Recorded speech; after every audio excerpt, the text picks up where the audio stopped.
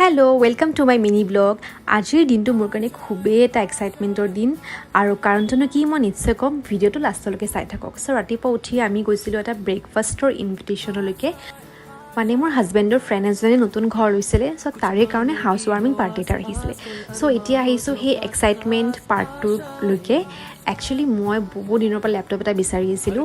মোৰ personal laptop নাছিলে, মই ডেস্কটপ ইউজ কৰিছিলোঁ, মই যিটো মেট্ৰিকত পাইছিলোঁ। তাৰপাছত মোৰ লেপটপৰ দৰকাৰ হোৱাই নাই, যি অফিচত কাম কৰিছোঁ সেই অফিচৰ পৰাই দিছিলে, এণ্ড অফিচ এৰাৰ পিছত সেইবোৰ ৰিটাৰ্ণ লৈছিলে। বাট ফাইনেলি মই আজি মোৰ নিজৰ লেপটপ এটা লৈছোঁ, যিটো মোৰ পাৰ্চনেল লেপটপ হয়। সেইটো কাৰণে মই বহুত এক্সাইটেড হৈ আছিলোঁ।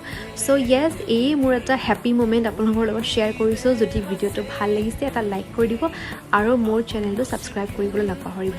লগ পাম আপোনালোকক মোৰ নেক্সট ভিডিঅ'ত। Till then bye bye.